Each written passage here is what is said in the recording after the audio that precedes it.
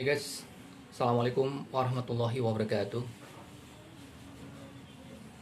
Sehubungan saya ini dulu pernah ada sindiran penculikan ya, karena ujuk-ujuk dia menyinggung tentang penculikan itu ada di WA saya.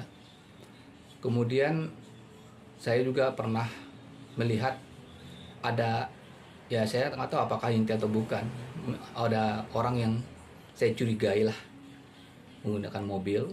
Dia seperti mempelajari tempat tinggal saya sekarang ini.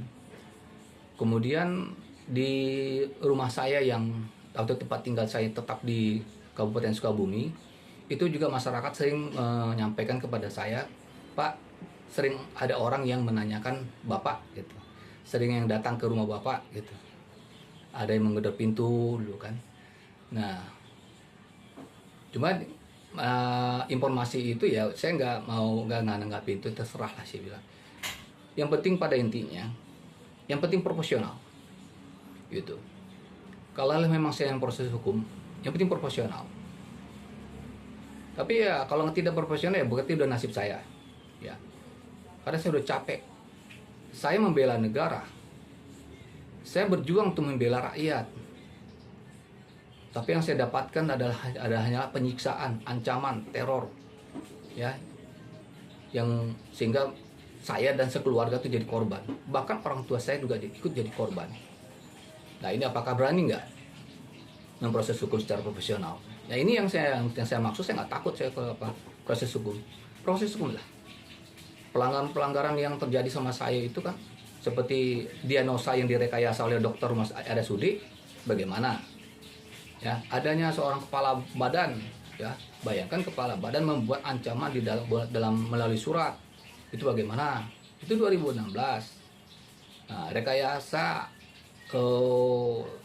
tindakan korupsi, ya, itu bagaimana? Jadi ini banyak dah pelanggar-pelanggar, namun tidak ada keadilan menurut saya, dan saya kira wajar lah. Dan cuma hanya ini saya sampaikan ini. Apabila netizen nanti saya tidak muncul-muncul, berarti saya diculik atau dibunuh. Itu aja ya nanti. Itu standar dasar dari penilaian kalian nantinya. Kalau saya tidak ada lagi muncul di TikTok atau di YouTube, berarti saya udah ditangkap atau diculik atau di apa, itulah. Nah, itu. Kemudian selanjutnya silakan kalau itu terjadi. Jadi di sini dengan sendirinya memberi suatu keyakinan, gambaran keadaan negara kita di bidang hukum. Itu aja. Ya. Karena saya di sini juga, anak saya sebagai taruna, secara tidak langsung sebenarnya dia udah jadi korban. Anak saya sebagai taruna sekarang kerja di warung nasi, jadi tukang cuci piring. Padahal dia udah tingkat terakhir sekarang. Karena keadaan saya, selain dapat ancaman teror, ya, tekanan ekonomi, saya tidak punya penghasilan lagi. Jadi terpaksa untuk anak saya itu di tingkat terakhir sekarang ini, dia harus kerja di warung nasi dari jam 5 sore sampai jam 11 malam. Ya. Dan itu enggak setiap hari ya. Nah, bagaimana dia bisa mencukupi atau memenuhi kebutuhan, menutupi kebutuhan seperti uang kontrak, uang makan, lalu kebutuhan yang lainnya.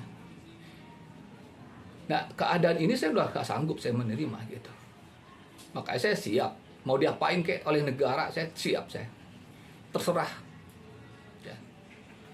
Itulah. Dan saya juga ada orang yang saya curigai, ya, udah kita catat plat nomornya ya. Ya, kita lihat saja nanti apa yang terjadi sama saya. Itu aja yang saya sampaikan tuh sebagai informasi. Ya, terima kasih. Assalamualaikum warahmatullahi wabarakatuh.